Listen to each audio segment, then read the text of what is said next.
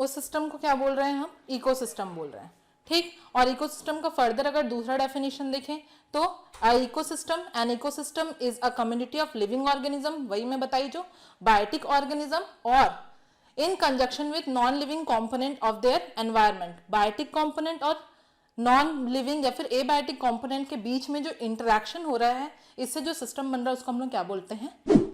Ecosystem बोलते हैं। अगर एबायोटिक कॉम्पोनेंट का एग्जाम्पल लें नॉन लिविंग थिंग का, तो उसमें क्या क्या आ जाएगा? एयर आ जाएगा, वाटर आ जाएगा, मिनरल आ जाएगा, सॉइल आ जाएगा। और लिविंग ऑर्गेनिज्म का अगर हम लोग एग्जाम्पल लें तो उसमें क्या आएगा? प्लांट और एनिमल, ठीक। ये जो टर्म है इकोसिस्टम, उसको कौन दिए हैं? एजी टेंसले ने दिया था, ठीक। It is coined by AG Tansley. और जो फादर ऑफ इकोसिस्टम है वो कौन है? ईपी ऑडम, ठीक है। तो हमारे स्टडी को और आसान बनाने के लिए इकोसिस्टम को फर्दर डिवाइड किया गया है, ठीक है। तो जब हम लोग फर्दर आगे पढ़ेंगे कि इसके टाइप्स क्या क्या होते हैं, ठीक। तो इसको आसान करने के लिए दो टाइप में डिवाइड किया गया है। पहला है टेरेस्ट्रियल इकोसिस्टम और दूसरा है एक्वेटिक इकोसिस्टम। टेरेस्ट्रियल इकोसिस्टम अगर हम लोग बोले तो जो लैंड में इकोसिस्टम होता है, जमीन में, पानी को नहीं इंक्लूड करेंगे इसमें। तो टेरेस्ट्रियल इकोसिस्टम को क्लासिफाई किया गया है फॉरेस्ट, ग्रासलैंड और डेजर्ट, ठीक। मरुभूमि, जंगल और जो ग्रासलैंड होते हैं, लैंड वाले जो एरिया होते हैं, उसको हम लोग टेरेस्ट्रियल इकोसिस्टम के अंडर इंक्लूड करेंगे। दूसरा है एक्वेटिक इकोसिस्टम। एक्वेटिक इकोसिस्टम में क्या आएगा? अगर हम लोग फ्रेश वाटर की बात करें तो फ्रेश वाटर में पानी वाला, जो पानी के अंदर जो इकोसिस्टम बन रहा है उसको हम लोग एक्वेटिक इकोसिस्टम बोल रहे हैं, ठीक। इसमें फ्रेश वाटर के अंदर जो इकोसिस्टम बन रहा है वो दो टाइप के होंगे, ठीक। एक होगा लैंटिक और एक होगा लॉटिक। लैंटिक मतलब जो रुके हुए पानी में इकोसिस्टम बन रहा है उसको हम लोग लैंटिक इकोसिस्टम बोलेंगे, ठीक है। तो लैंटिक में क्या आएगा? पॉन्ड और लेक आएगा। और बहते हुए पानी में मतलब स्ट्रीम्स, रिवर स्ट्रीम्स जो बह रहे पानी में, उसमें जो इकोसिस्टम बनेगा उसको हम लोग क्या बोलेंगे? लॉटिक इकोसिस्टम बोलेंगे, ठीक। ये किसके अंदर आ रहे हैं? एक्वेटिक इकोसिस्टम के अंदर ही आ रहे हैं। उसके बाद अगर हम लोग मरीन, खारा पानी में जो इकोसिस्टम बनता है वो कहाँ कहाँ पर मिलेगा हमको? वो इकोसिस्टम अगर हम लोग देखें सॉल्ट वाटर इकोसिस्टम, तो हमको मिलेगा कहाँ पे? वेटलैंड। वेटलैंड मतलब जहां पर हमेशा पानी रहता है, ठीक। दलदली इलाका बोल सकते हैं इसको। एस्चुरीज, एस्चुरीज मतलब तटीय जगह पर जहां पर ये जो वेटलैंड है या फिर जो रिवर का स्ट्रीम है वो सी से मिलता है, ओशन सी से मिलता है, वो जो ब्रॉड एरिया है जहां से वो मिलता है, इस तरीके का एरिया अगर हम लोग बोलें, इस तरीके से ये पूरा सी वाला जो एरिया है, ये पानी, ये वाला जो जगह है जहां पर मिल रहा है ये सी से, इसको हम लोग क्या बोलेंगे? एस्चुरीज बोलेंगे, ठीक। और मरीन इस तरीके से, ये वेटलैंड जिसमें हमेशा पानी रहता है और पूरी तरह से नहीं रहता, कहीं कहीं पर, तो ये क्या हो जाएगा? दलदली इलाका बोल सकते हैं इसको हम लोग। और एस्चुरीज मतलब ये जो रिवर बॉडीज है, इसका जो वाइड एरिया है जहां पर ये ओशन से मिल रहे हैं, इसको हम लोग बोलते हैं क्या? एस्चुरी, ठीक।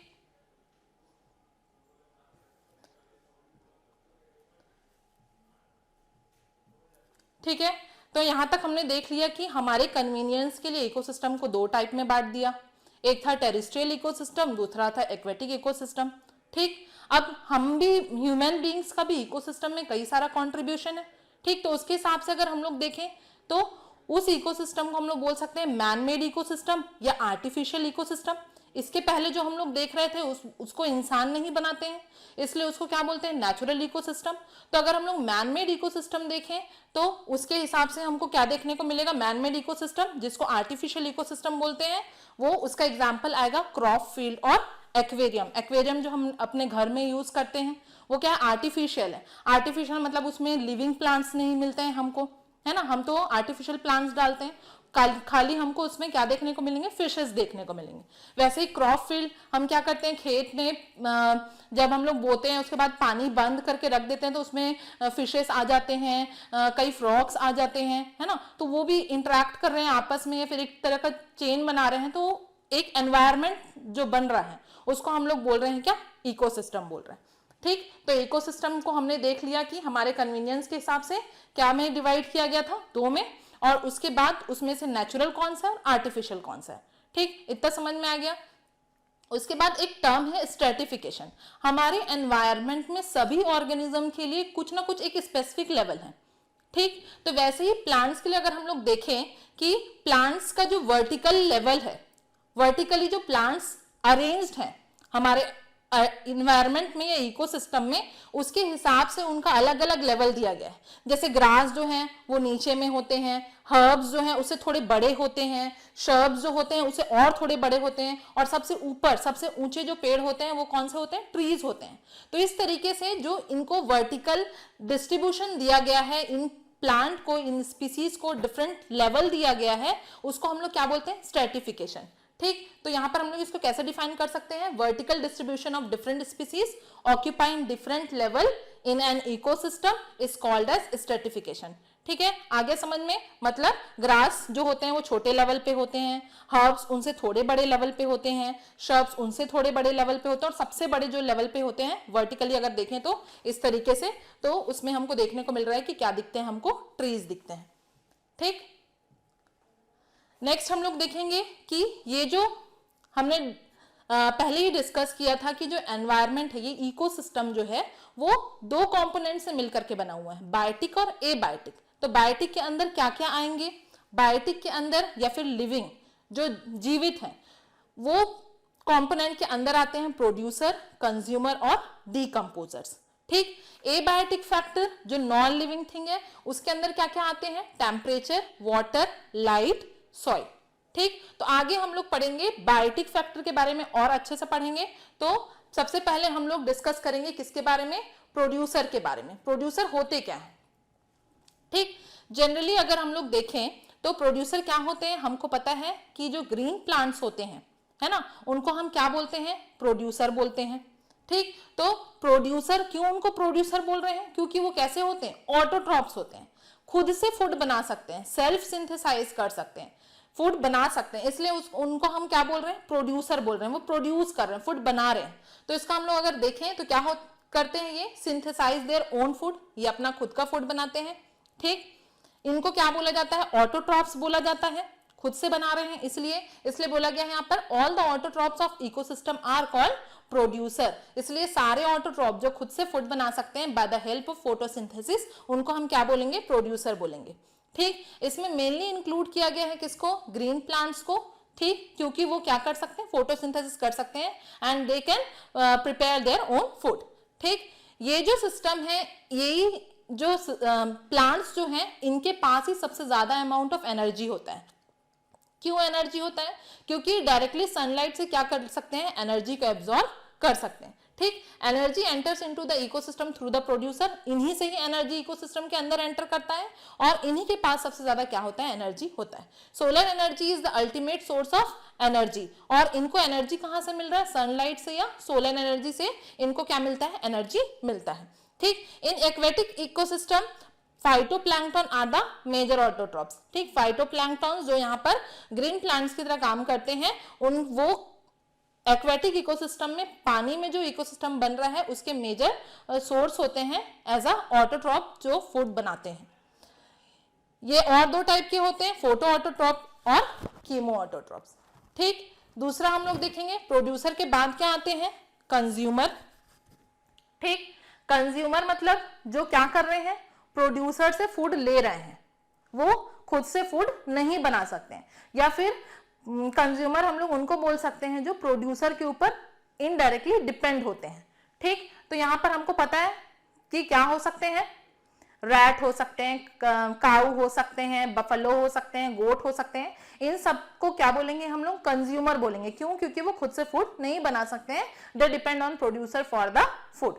ठीक, तो कंज्यूमर को हम लोग कैसे यहाँ पर डिफाइन कर रहे हैं, ऑल द हेट्रोट्रॉप्स, हेट्रोट्रॉप्स मतलब जो खुद से फूड नहीं बना सकते हैं, of ecosystem are known as consumer. ठीक, ये क्या करते हैं, they digest food inside the body, they are also known as macro consumer, phagotrophs और होलोजोइक। होलोजोइक मतलब जो पूरे फूड को एक साथ एनगल्फ कर लेते हैं। जैसे अमीबा में क्या होता है कि वो पूरे फूड को, जैसे यहाँ पर फूड है तो उसको धीरे धीरे क्या करेंगे, प्रोट्रूड करके अपने स्यूडोपोडिया से ये पूरे फूड को ऐसे अंदर एनगल्फ कर लेते हैं। ठीक, तो होलोजोइक मतलब भी क्या हो रहे हैं, दूसरे के ऊपर डिपेंड है एज अ फूड, अपने फूड के लिए दूसरे के ऊपर डिपेंड होते हैं। ठीक, तो अगर हम लोग यहाँ पर देखें कंज्यूमर में, तो कंज्यूमर कितने टाइप के दिख रहे हैं हमको, तीन टाइप के या फिर इससे भी ज्यादा लेवल पे भी हो सकते हैं कंज्यूमर। प्राइमरी कंज्यूमर जो प्लांट के ऊपर डायरेक्टली डिपेंड होते हैं, जो सिर्फ ग्रीन प्लांट्स खाते हैं, हार्बीवोर्स, उनको हम लोग किसके अंदर लेंगे, प्राइमरी कंज्यूमर के अंदर काउंट करते हैं। ठीक, इसका एग्जाम्पल है काऊ, रैबिट, ये फ्लैश ईटिंग नहीं होते हैं, इसलिए इनको क्या बोला गया है, हार्बीवोर्स, जो सिर्फ ग्रीन प्लांट्स खाते हैं। ठीक, उसके बाद सेकेंडरी कंज्यूमर, सेकेंडरी कंज्यूमर कौन होते हैं, जो प्राइमरी कार्निवोर होते हैं, जो फ्लैश ईटिंग होते हैं। अब ये जो सेकेंडरी कंज्यूमर है वो किसके ऊपर डिपेंड होंगे, काऊ के ऊपर डिपेंड होंगे और रैबिट के ऊपर डिपेंड होंगे। ये रैबिट को एज अ फूड ये क्या करेंगे, कंज्यूम करेंगे। ठीक, टर्सरी कंज्यूमर या टॉप कंज्यूमर में जो डॉग, कैट, स्नेक इसको कंज्यूम करेंगे, या सेकेंडरी कंज्यूमर को जो कंज्यूम करेंगे, फूड बनाएंगे अपना, तो उनको हम लोग क्या बोलेंगे, टर्सरी कंज्यूमर बोलेंगे या टॉप कंज्यूमर बोलेंगे। यहाँ पर एग्जांपल दिया हुआ है लायन, मैन एटसेट्रा, और इनको हम लोग बोल सकते हैं ओमनिवोर्स भी बोल सकते हैं। ठीक, आगे यहां तक समझ में, तो ये है कंज्यूमर। नेक्स्ट हम लोग देखेंगे डिकम्पोजर्स। डिकम्पोजर्स हमको पता है बायोटिक कंपोनेंट के अंदर ये तीनों आते हैं। ठीक है, डिकम्पोजर्स मतलब डिकम्पोज करना, मतलब तोड़ना, है ना। हम लोग क्या करते हैं डिकम्पोजर्स में, क्या पढ़ते हैं कि जो कॉम्प्लेक्स फूड ऑर्गेनिक मटेरियल होता है उसको सिंपल इनऑर्गेनिक मटेरियल के फॉर्म में क्या करते हैं, माइक्रो ऑर्गेनिज्म तोड़ते हैं उनको। ठीक, उनको हम क्या बोलते हैं, डिकम्पोजर्स बोलते हैं। ठीक, और उनको क्या बोला गया है, यहाँ पर माइक्रो कंज्यूमर बोला गया है। ये कॉम्प्लेक्स ऑर्गेनिक मटेरियल को, dead and decaying organic material को सिंपल ऑर्गेनिक सब्सटेंस में क्या करते हैं, तोड़ते हैं। ठीक है, तो इसका एग्जांपल है बैक्टीरिया और फंगी। नेक्स्ट हम लोग देखेंगे फंक्शन ऑफ इकोसिस्टम। ये सब हम लोग देख लिए, क्या थे, कंपोनेंट जो इकोसिस्टम में प्रेजेंट है, जो यहाँ पर क्या करेंगे, काम करेंगे। ठीक है, तो नेक्स्ट है हमारा फंक्शन ऑफ इकोसिस्टम। इकोसिस्टम का मेन फंक्शन होता क्या है, इकोसिस्टम का मेन फंक्शन होता है प्रोडक्टिविटी, डिकम्पोजिशन, एनर्जी फ्लो और न्यूट्रिएंट साइक्लिंग। ठीक, तो पहले हम लोग देखेंगे प्रोडक्टिविटी क्या होता है।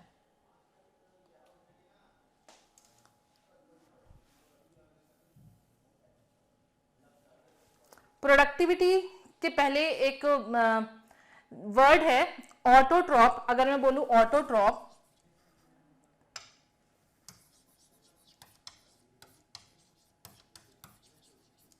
ठीक, हमको पता है ऑटोट्रॉप क्या होते हैं। ऑटोट्रॉप मतलब जो खुद से खाना बना सकते हैं। ठीक, ऑटोट्रॉप के अंदर या बायोटिक ऑर्गेनिज्म के अंदर क्या आ रहे हैं, ऑटोट्रॉप्स आते हैं।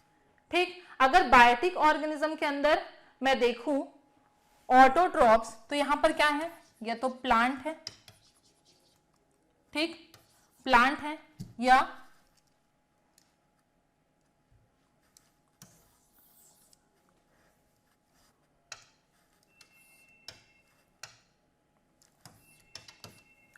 बायोटिक ऑर्गेनिज्म के अंदर अगर मैं देखूं तो प्लांट और एनिमल दोनों आएंगे।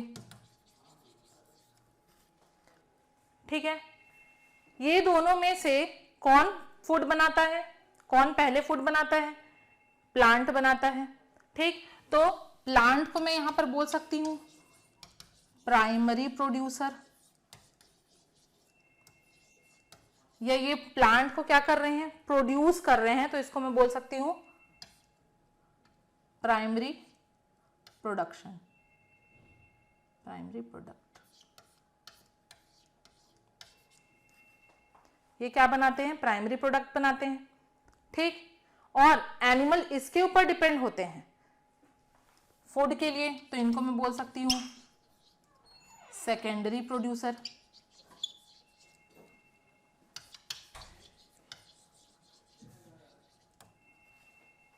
ठीक, तो प्राइमरी प्रोडक्शन कौन कर रहे हैं, प्लांट कर रहे हैं, और एनिमल इनके ऊपर डिपेंड है, तो उसको हम लोग क्या बोलेंगे, सेकेंडरी प्रोडक्शन बोलेंगे। वो सेकेंडरी प्रोडक्शन कर रहे हैं। ठीक, तो यहां पर प्राइमरी प्रोडक्शन का मतलब क्या हो रहा है, ये जो प्लांट है ये सनलाइट के हेल्प से कितना बायोमास बना रहे हैं।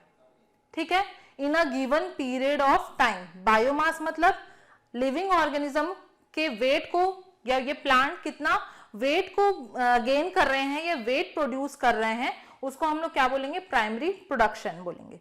ठीक, तो हम लोग इसको कैसे डिफाइन कर सकते हैं, प्लांट विच प्रोड्यूसेस या फिर the amount of production of biomass और organic matter in a given period of time, कितना ये बायोमास प्रोड्यूस कर रहे हैं उसको हम लोग क्या बोलेंगे, प्राइमरी प्रोडक्शन बोलेंगे। ठीक, इस प्रोडक्शन से रिलेटेड ही एक टर्म है जिसको हम लोग बोलते हैं क्या, प्रोडक्टिविटी बोलते हैं।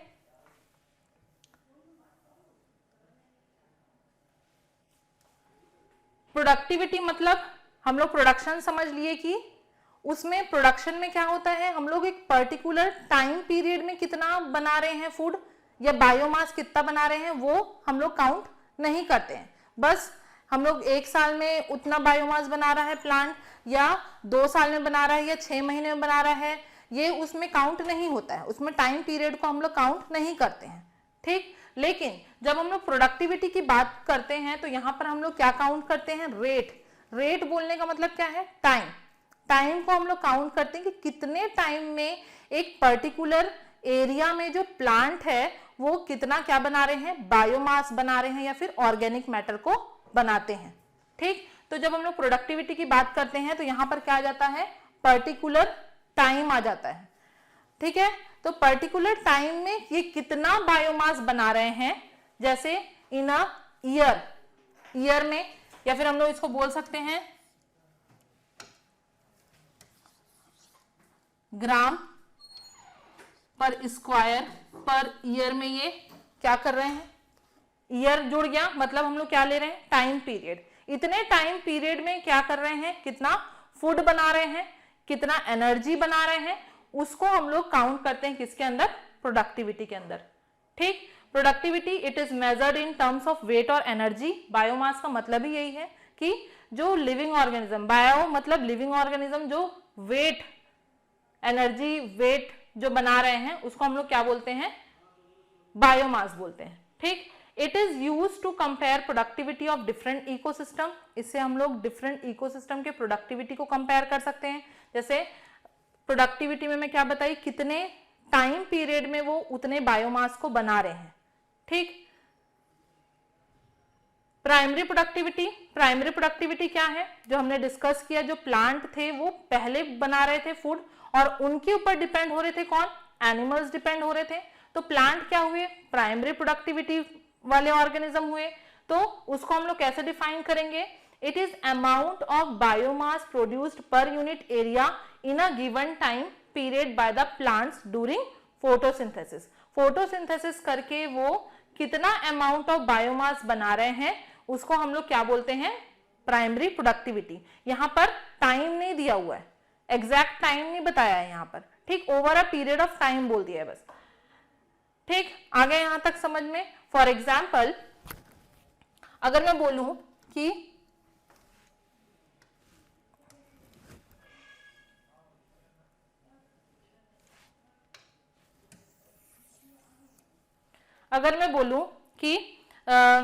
एक कोई मैन है जिसको क्या मिलता है, सैलरी मिलता है, और वो सैलरी कितना मिल रहा है उसको, 10K मिल रहा है। ठीक, 10K मिल रहा है तो 10K पूरा वो इस्तेमाल कर लेता है क्या, नहीं। और 10K मिल रहा है तो उसमें ऑफिस जाने में उसको कितना खर्च हो जा रहा है, मान लो 4K। ठीक, तो बचा कितना उसके पास, 6K बचा। 10,000 मिलता है, आने जाने में उसको खर्च हो गया 4,000 और बचा कितना फिर उसके पास, 6,000 रुपए। इसी तरीके से प्रोडक्टिविटी के अंदर एक टर्म है जिसको हम लोग बोलते हैं क्या, ग्रॉस प्राइमरी प्रोडक्टिविटी। ठीक, ग्रॉस प्राइमरी प्रोडक्टिविटी बोलने का मतलब प्लांट के पास में जितना एनर्जी है या फिर जितना वो प्रोड्यूस किए हैं बायोमास, ठीक, उसमें उनको रेस्पिरेशन में उनको कुछ एनर्जी क्या हो जाता है, खत्म हो जाता है। रेस्पिरेशन के थ्रू कुछ एनर्जी उनका लॉस हो जाता है, उसको माइनस करके जो एनर्जी उनके पास बचता है उसको बोलते हैं क्या, नेट प्राइमरी प्रोडक्टिविटी बोलते हैं। ठीक, तो ये दो टर्म हमको इसमें देखने को मिलेगा, ग्रॉस प्राइमरी प्रोडक्टिविटी और नेट प्राइमरी प्रोडक्टिविटी। तो ग्रॉस प्राइमरी प्रोडक्टिविटी क्या है, जितना वो बायोमास बनाए थे उतने में से क्या हो गया, कुछ रेस्पिरेशन के प्रोसेस के समय लॉस हो गया और जितना बचा उसको हम लोग क्या बोल रहे हैं, नेट प्राइमरी प्रोडक्टिविटी बोल रहे हैं। और यही जो एनर्जी है वो किसको मिलेगा, एनिमल को। ये जो बचा है यही एनर्जी फ्लो होकर या फिर यही एनर्जी की नेट प्राइमरी प्रोडक्टिविटी ही जाता है किसके पास, नेक्स्ट लेवल में जाता है जो है एनिमल प्लांट के बाद। ठीक, आगे यहां तक समझ में। तो ये दोनों के बीच में रिलेशन पूछता है, नेट प्राइमरी प्रोडक्टिविटी एनपीपी और जीपीपी के बीच में। तो इसके बीच में रिलेशन क्या है, ग्रॉस प्राइमरी प्रोडक्टिविटी, जितना बायोमास वो बनाए हैं उसमें से रेस्पिरेशन के लिए जो लॉस हुआ है उसको हटा देंगे तो क्या मिल जाएगा हमको, नेट प्राइमरी प्रोडक्टिविटी मिल जाएगा। ठीक, आगे यहां तक समझ में, gross primary productivity, net primary productivity. ठीक, मतलब ये टॉपिक था अंडर प्रोडक्टिविटी। नेक्स्ट जो फंक्शन था इकोसिस्टम का वो क्या था, डिकम्पोजिशन। पहला था प्रोडक्टिविटी, तो प्रोडक्टिविटी में हमको ये पता चल गया कि जो टोटल बायोमास है in a given period of time उसको हम लोग क्या बोल रहे हैं, जितना वो बायोमास बना रहे हैं उसको हम लोग क्या बोले, प्रोडक्टिविटी बोले। दूसरा फंक्शन था डिकम्पोजिशन। डिकम्पोजिशन में हमको पता है कि जो ऑर्गेनिक मैटर है उसका ब्रेकडाउन होता है, dead organic matter. Dead organic matter मतलब जो डेड हो चुके हैं, जैसे पत्ती जो होता है वो क्या होता है, सड़ जाते हैं। तो सड़ा कौन रहा है, यही ऑर्गेनिक मैटर, ये डिकम्पोजर्स। तो डिकम्पोजिशन मतलब it is a process of breakdown of dead organic matter into smaller organic and inorganic molecule by decomposers. यहाँ पर डिकम्पोज कौन कर रहा है, उसको बैक्टीरिया और फंगी करते हैं। ठीक, आया यहां तक समझ में। अब इस काम को कराने के लिए कौन है यहाँ पर, डिकम्पोजर्स हैं जो है बैक्टीरिया और फंगी। डिकम्पोजिशन के अंदर हमको दो टर्म पढ़ना पड़ेगा। पहला टर्म है डेट्रिटस और डेट्रीवोरस। डेट्रिटस का मतलब क्या होता है, जिसको क्या कर रहे हैं, डिकम्पोज कर रहे हैं। जैसे डेड लीव हो गया, डेड एंड डिकेइंग ऑर्गेनिज्म हो गया, डेड बॉडी हो गया, ये सब किसके अंदर आ जाएगा, डेट्रिटस के अंदर आ जाएगा। ठीक, जिसको क्या कर रहे हैं, सिंपल फॉर्म में ब्रेक कर रहे हैं उसको हम लोग बोलते हैं क्या, डेट्रिटस। दूसरा है डेट्रीवोर्स। डेट्रीवोर्स मतलब डेट्रीवोर्स जो डेट्रिटस कर रहे हैं या फिर जो डेड एंड डिकेइंग ऑर्गेनिज्म को सिंपल फॉर्म में जो तोड़ रहे हैं उनको हम लोग क्या बोलेंगे, डेट्रीवोर्स बोलेंगे। ठीक, एग्जाम्पल है इसका अर्थवर्म, टर्माइट, स्नेल एटसेट्रा। ठीक, तो ये दो टर्म इसके अंदर यूज होगा। डिकम्पोजिशन के अंदर जो डिकम्पोजिशन प्रोसेस है वो तुरंत नहीं हो जाता है। एक डिकम्पोजिशन जो प्रोसेस है वो स्टेप वाइज प्रोसेस है। जैसे मैं बता दी कि ब्रेक डाउन हो रहा है कॉम्प्लेक्स फूड मटेरियल का सिंपल फूड मटेरियल में या सिंपल ऑर्गेनिक या इनऑर्गेनिक मटेरियल में, तो वो तुरंत नहीं हो जाता है, उसके लिए कुछ स्टेप्स हैं। तो नेक्स्ट हम लोग देखेंगे स्टेप ऑफ डिकम्पोजिशन। ठीक, तो डिकम्पोजिशन में डिफरेंट स्टेप्स होते हैं। पहला स्टेप है इसका फ्रेगमेंटेशन ऑफ डेट्रिटस। अभी मैं बताई डेट्रिटस क्या है, डेड एंड डिकेइंग ऑर्गेनिज्म, जो मर चुके हैं ऑर्गेनिज्म उसको हम लोग डेट्रिटस बोल रहे हैं। ठीक, डेड बॉडी हो गया या फिर लीफ के, डेड लीफ के पेड़ के लीफ हो गए। ठीक, तो उसको हम लोग क्या किसके अंदर ले रहे हैं, डेट्रिटस के अंदर ले रहे हैं। तो फ्रेगमेंटेशन होगा, पहला स्टेप है फ्रेगमेंटेशन ऑफ डेट्रिटस। फ्रेगमेंटेशन मतलब तोड़ना उनको। It is the process of breakdown of detritus into smaller particle by the detrivores। ठीक, detritus को smaller parts में तोड़ रहे हैं कौन, detrivores। ठीक है, तो पहला था फ्रेगमेंटेशन ऑफ detritus। दूसरा जो स्टेप है डिकम्पोजिशन में वो है लीचिंग। लीचिंग में क्या होता है, ये जो डिकम्पोजिशन में जो डेट्रिटस को डेट्रीवोर्स स्मॉल फॉर्म में तोड़ रहे हैं, फॉर एग्जाम्पल यहाँ पर हम लोग बोल सकते हैं अर्थवर्म, वो क्या करते हैं, सॉइल को लूज करते हैं। लीचिंग में ये सॉइल को लूज करते हैं और लूज करने के बाद ये जो फ्रेगमेंटेशन है डेट्रिटस का वो क्या हो सकते हैं, उनके अंदर, उस सॉइल के अंदर, सॉइल लूज हो गया है तो वो इजिली उस सॉइल के अंदर क्या हो सकते हैं, एंटर कर सकते हैं। ठीक, एंटर करते हैं और वहां पर वो क्या हो जाते हैं, प्रेसिपिटेट हो जाते हैं, जम जाते हैं। ठीक, अंदर जाके डीप इनसाइड द सॉइल। ठीक, उसके बाद क्या हो रहा है लीचिंग में, वही बताइए, soluble inorganic nutrient dissolve in water and goes down the soil, get precipitated is called as leaching.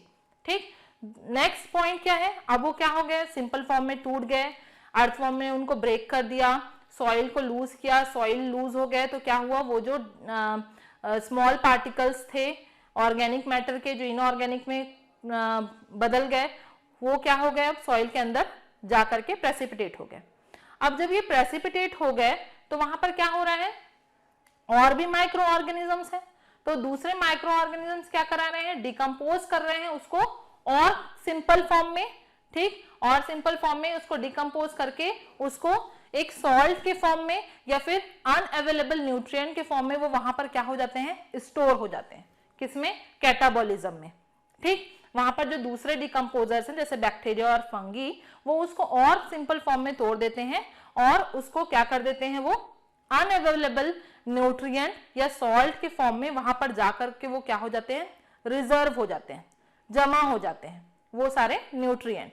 ठीक, उसके बाद में क्या होता है, जब ये प्रोसेस चल रहा होता है तब वहां पर जो दूसरे माइक्रो ऑर्गेनिज्म प्रेजेंट होते हैं वो क्या करते हैं, इसको फर्दर वहां पर जो माइक्रो ऑर्गेनिज्म होते हैं वो इसको क्या करते हैं, फर्दर ब्रेक करते हैं।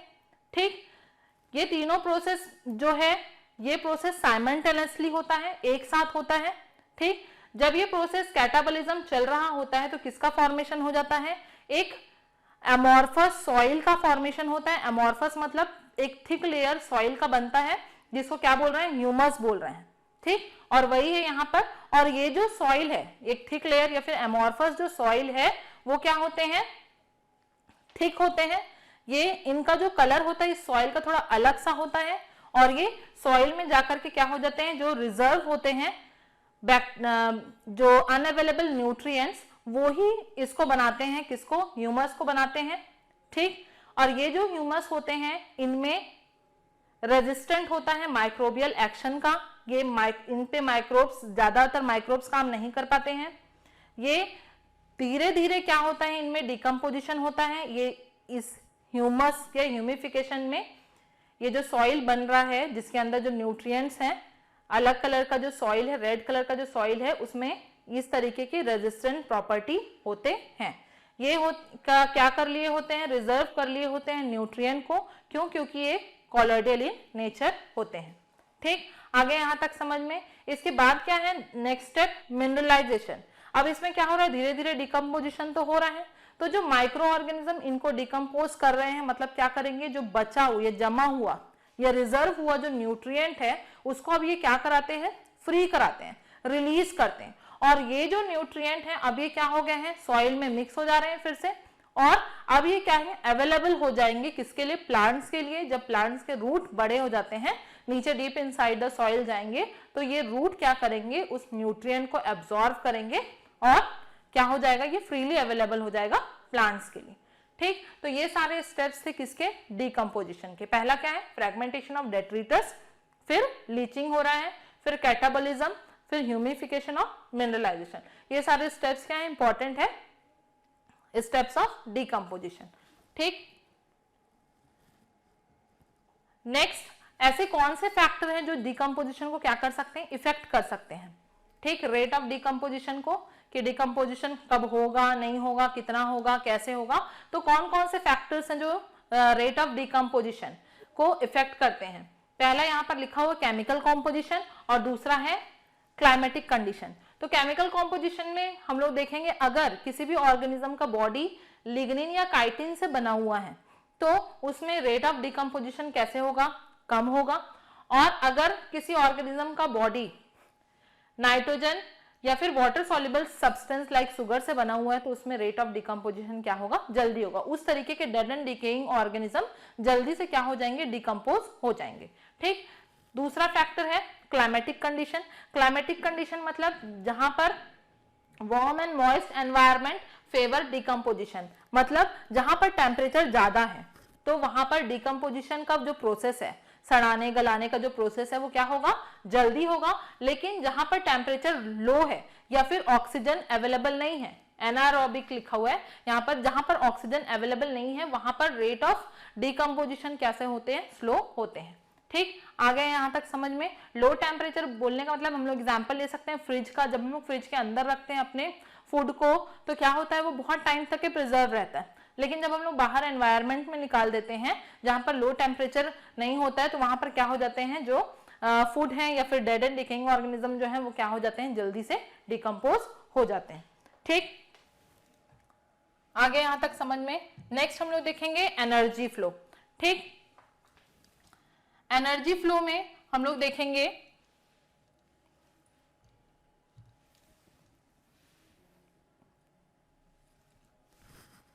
Energy flow. तो सबसे पहले हम लोग ये जानेंगे कि सोर्स ऑफ एनर्जी कौन सा है।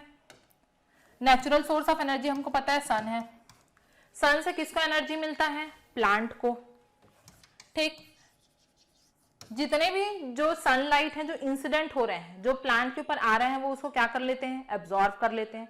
और ये जो सनलाइट है, जो एनर्जी है, उससे वो क्या करते हैं, फोटोसिंथेसिस करते हैं, अपना फूड बनाते हैं। ठीक, आगे यहां तक समझ में। तो क्या पूरे सनलाइट को वो एब्जॉर्ब कर पाते हैं, नहीं। जो प्लांट है वो सिर्फ लेस देन 50% जो सनलाइट होते हैं उसको सिर्फ प्लांट क्या कर पाते हैं, एब्जॉर्ब कर पाते हैं। ठीक, मतलब कि सिर्फ 1% जो होता है, 1 to 10% जो एनर्जी होता है उसको क्या कर पा रहे हैं, ये एब्जॉर्ब कर पा रहे हैं। ठीक, लेस देन 50% ये एब्जॉर्ब कर पाते हैं प्लांट में अगर हम लोग एग्जांपल ले लें ग्रास का,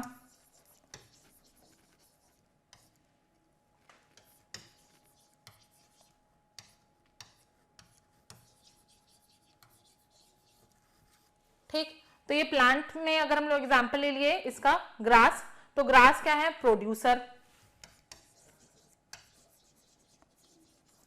प्रोड्यूसर के पास कितना आया एनर्जी, मान लो 1000 जूल एनर्जी है प्रोड्यूसर के पास में। ठीक, ये है प्लांट अप्रोक्सीमेटली इतना जूल एनर्जी को क्या कर लिए, ये एब्जॉर्ब कर लिए। ठीक, तो नेक्स्ट लेवल में कौन है, कंज्यूमर, या हम लोग बोल सकते हैं हेटरोट्रॉप। ठीक, जिसके पास क्या जाएगा, एनर्जी जाएगा नेक्स्ट लेवल में। तो एनर्जी किस टाइप का एनर्जी जाएगा, ये जो प्लांट है जो रेस्पिरेशन में लॉस कर देंगे या फिर अपने जो भी काम है उसमें इस्तेमाल करने के बाद जितना एनर्जी बचेगा वो किसको देंगे, वो नेक्स्ट लेवल में जो है उसको देंगे, जो है क्या, फ्रॉग को देंगे। तो फ्रॉग तक सिर्फ कितना जा पाएगा, 100 जूल एनर्जी जा पाएगा। फिर वैसे ही नेक्स्ट टॉपिक लेवल पे कौन है, स्नेक तक कितना जा पाएगा, फ्रॉग ने अपना रेस्पिरेशन किया, बाकी सारे एक्टिविटी किए, और उसके बाद फ्रॉग के बाद जो स्नेक है ना, उस तक सिर्फ 10 जूल एनर्जी जा पाएगा। तो इस तरीके से हम लोग देख रहे हैं कि जो एनर्जी है वो सिर्फ दूसरे ऑर्गेनिज्म तक 10% एनर्जी ही क्या हो पाते हैं, जा पाते हैं, और इसी को बोलते हैं 10% फ्लो ऑफ एनर्जी। ठीक, आगे बात यहां तक समझ में। हम लोग यहाँ पर देख रहे हैं ग्रास को कौन खा रहा है, फ्रॉग खा रहा है, फ्रॉग को कौन खा रहा है, स्नेक खा रहा है। तो एक चेन जो बन रहा है, इसी चेन को हम लोग बोलते हैं क्या, फूड चेन बोलते हैं। ठीक, आगे यहां तक समझ में बात। इसको हम लोग बोलते हैं प्रोड्यूसर, इसको हम लोग बोल सकते हैं प्राइमरी कंज्यूमर, इसको हम लोग बोल सकते हैं सेकेंडरी कंज्यूमर।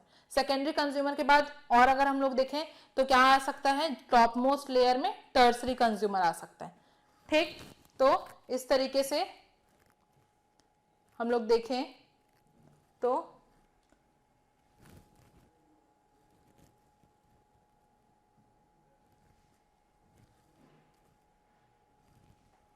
ठीक, इस तरीके से हम लोग देखें तो ग्रास को कौन खा रहा है, गोट को कौन खा रहा है, मैन। ठीक, तो हमने ये भी देख लिया कि एनर्जी का फ्लो कैसे हो रहा है, सिर्फ 10% एनर्जी ही एक लेवल से दूसरे लेवल तक के जा रहा है। प्लांट जो होते हैं वो 2% to 10% एनर्जी को एब्जॉर्ब करते हैं जितना एटमॉस्फेयर में होता है उससे। ठीक, एटमॉस्फेयर में मान लो 1 लाख है एनर्जी, एटमॉस्फेयर में मान लो 1 लाख है एनर्जी।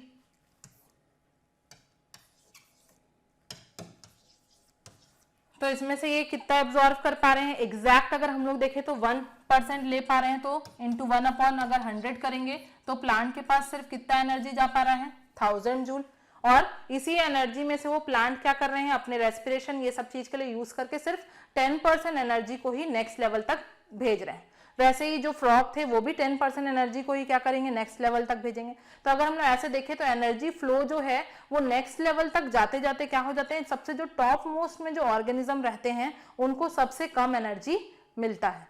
ठीक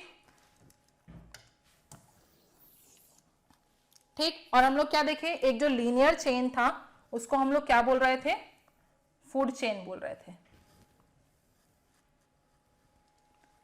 ठीक। फूड चेन जो होते हैं दो टाइप के होते हैं। अगर फूड चेन में हम लोग फर्दर देखें तो इसको डिफाइन कैसे करेंगे, ट्रांसफर ऑफ एनर्जी और food from the producer through a series of organism is known as food chain. ठीक। फूड चेन जो होते हैं वो एनर्जी फ्लो को रिप्रेजेंट करते हैं। फूड चेन में हमको ये भी देखने को मिलेगा जो एनर्जी का फ्लो है वो एक ही डायरेक्शन में हो रहा है और उसको हम बोलते हैं, उस फ्लो ऑफ एनर्जी को बोलते हैं यूनिडायरेक्शनल फ्लो ऑफ एनर्जी, सिर्फ आगे की तरफ ही जा रहा है। ठीक। Different steps of food chain are called trophic level. और हमारे इकोसिस्टम में सारे ऑर्गेनिज्म को अपने मोड ऑफ न्यूट्रिशन के हिसाब से अलग अलग ट्रॉपिक लेवल मिला है। ठीक। तो उसको हम लोग क्या बोलते हैं, ट्रॉपिक लेवल बोलते हैं। Grazing food chain, food chain के दो टाइप्स हैं, एक है ग्रेजिंग फूड चेन और दूसरा है detritus food chain. Grazing food chain मतलब जो ग्रास से स्टार्ट होते हैं फूड चेन या फिर लिविंग ऑर्गेनिज्म से जो फूड चेन स्टार्ट हो रहे हैं उसको हम क्या बोल रहे हैं, ग्रेजिंग फूड चेन बोल रहे हैं। The food chain that begins with producer continued with herbivores is called grazing food chain. वैसे ही दूसरा अब क्या बताइए, डेट्रिटस फूड चेन। तो डेट्रिटस फूड चेन में हमको क्या देखने को मिलेगा, डेट्रिटस फूड चेन में डेड एंड डिकेइंग ऑर्गेनिज्म से जो फूड चेन स्टार्ट हो रहा है उसको हम लोग क्या बोल रहे हैं, डेट्रिटस फूड चेन बोल रहे हैं। ठीक। Parasitic food chain, tree bird, parasite मतलब ट्री के ऊपर क्या रहते हैं, बर्ड, और इससे क्या करते हैं वो न्यूट्रिशन लेते हैं, फूड लेते हैं और उसको हम लोग क्या बोल रहे हैं, पैरासाइटिक फूड चेन बोल रहे हैं। तो फूड चेन में हम लोग तीन टाइप का देख लिए, detritus food chain, food chain, grazing food chain, detritus food chain और पैरासाइटिक फूड चेन। तो ये सारे हैं एग्जाम्पल किसके, फूड चेन के एग्जाम्पल हैं। ये लीनियर चेन है इसलिए हम इसको क्या बोल रहे हैं, चेन, तो फूड चेन बोल रहे हैं। ये क्या है, प्रोड्यूसर से लेकर के प्रीडेटर तक के एक चेन का फॉर्मेशन हो रहा है जिसको हम क्या बोल रहे हैं, फूड चेन बोल रहे हैं। ठीक। यहां पर कौन है, कौन को कौन खा रहा है, रैट, रैट को कौन खाएगा, आउल, एक फूड चेन हो गया। कैरोट को कौन खाएगा, रैबिट, रैबिट को कौन खाएगा, फॉक्स, और फॉक्स को कौन खाएगा, लायन, ये एक फूड चेन हो गया। वैसे ही ये भी एक फूड चेन हो गया। ये जो तीनों फूड चेन है वो कैसे फूड चेन है, ग्रेजिंग फूड चेन है। और ये लास्ट वाला जो फूड चेन है वो कैसा है, डेट्रिटस फूड चेन। ये डेड लीफ से स्टार्ट हो रहा है, दिख रहा होगा, डेड लीफ से स्टार्ट हो रहा है।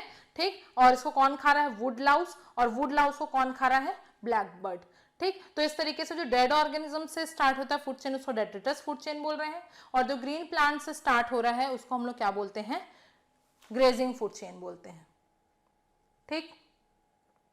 वैसे और एक एग्जांपल हम लोग देख सकते हैं फूड चेन का, जो एक्वेटिक फूड चेन है। एक्वेटिक मतलब प्लांट के वाटर के अंदर जो फूड चेन बन रहा है उसको देख सकते हैं हम लोग। इसमें क्या होंगे, छोटे छोटे फाइटोप्लैंक्टॉन्स होंगे। फाइटोप्लैंक्टॉन्स को कौन खाएगा, जू प्लैंक्टॉन्स खाएंगे। जू प्लैंक्टॉन्स को कौन खाएगा, छोटे छोटे जो इंसेक्ट्स हैं उसको कौन खाएगा, फिर स्मॉल फिश खाएंगे। स्मॉल फिश को कौन खाएगा, टॉप प्रीडेटर। तो ये जो फूड चेन बन रहा है ये किसके अंदर का एग्जाम्पल है, एक्वेटिक फूड चेन का एग्जाम्पल। ठीक। नेक्स्ट जो है ट्रॉपिक लेवल, जो मैं बताई, ट्रॉपिक लेवल में जो एनर्जी का फ्लो हो रहा है कैसे हो रहा है, यहां पर लिखा हुआ है। ट्रॉपिक लेवल हम लोग कैसे बना सकते हैं, ट्रॉपिक लेवल हम लोग ऐसे बना सकते हैं। सबसे पहले ट्रॉपिक लेवल में कौन होता है, प्रोड्यूसर होता है। उसके बाद कौन होते हैं, प्राइमरी कंज्यूमर होते हैं, कंज्यूमर। फिर कौन होता है, सेकेंडरी कंज्यूमर, और लास्ट में कौन होते हैं, टर्सरी कंज्यूमर या फिर टॉप मोस्ट कंज्यूमर। तो इस तरीके से क्या है, हर पर्टिकुलर ऑर्गेनिज्म को उनके मोड ऑफ न्यूट्रिशन के हिसाब से एक एक ट्रॉपिक लेवल दिया गया है हमारे इकोसिस्टम में। ठीक, तो सबसे पहले कौन है, प्रोड्यूसर है, उसके बाद कौन है, प्राइमरी कंज्यूमर है, उसके बाद कौन है, सेकेंडरी कंज्यूमर, और फिर टर्सरी कंज्यूमर। तो वही यहाँ पर बताया हुआ है कि सबसे फर्स्ट टॉपिक लेवल में कौन रहेंगे, T1 में प्रोड्यूसर रहेंगे, जिनके पास जो एनर्जी रहेगा वो कितना रहेगा, 100% रहेगा। ठीक, उसके बाद सेकेंड टॉपिक लेवल में कौन होंगे, प्राइमरी कंज्यूमर होंगे। ठीक, जैसे फ्रॉग हो गया, ये प्राइमरी कंज्यूमर में आ गया। ठीक, तो उनके पास जो एनर्जी जाएगा वो कितना जाएगा, 10%। उसके बाद थर्ड टॉपिक लेवल में सेकेंडरी कंज्यूमर होंगे, जिनके पास जो एनर्जी है वो कितना जाएगा, 1%। और फोर्थ टॉपिक लेवल में जो कंज्यूमर होंगे, जिनको हम टॉप कंज्यूमर बोल रहे हैं, उनके पास जो एनर्जी जाएगा वो सिर्फ कितना जाएगा, 0.1%। तो जैसे जैसे हम लोग टॉपिक लेवल बढ़ते जा रहा है, हम लोग देख रहे हैं कि जो एनर्जी का ट्रांसफर है वो भी क्या होते जा रहा है, कम होते जा रहा है। ठीक, तो इस तरीके से हम लोग ने देखा कि क्या, कि जो एनवायरमेंट है उसमें या इकोसिस्टम में सिर्फ 10% एनर्जी ही क्या हो रहा है, एक टॉपिक लेवल से दूसरे टॉपिक लेवल तक जा रहा है। जितना एनर्जी है उसमें वो रेस्पिरेशन के लिए यूज कर ले रहे हैं और दूसरे काम के लिए यूज कर ले रहे हैं, उसके बाद वो सिर्फ 10% एनर्जी को ही नेक्स्ट टॉपिक लेवल तक क्या करते हैं, भेजते हैं। ठीक, और ये इस तरीके से हमको मिलता है क्या देखने को, कि ये क्या है, टॉपिक लेवल है। अलग अलग प्रोड्यूसर को यहाँ पे रखा गया है इस टॉपिक लेवल में, कंज्यूमर को इसमें, प्राइमरी कंज्यूमर को, सेकेंडरी कंज्यूमर को इसमें, और टर्सरी कंज्यूमर को इसमें, सबको एक अपना अपना स्पेसिफिक लेवल दे दिया गया है। ठीक, फिर हम लोग देखेंगे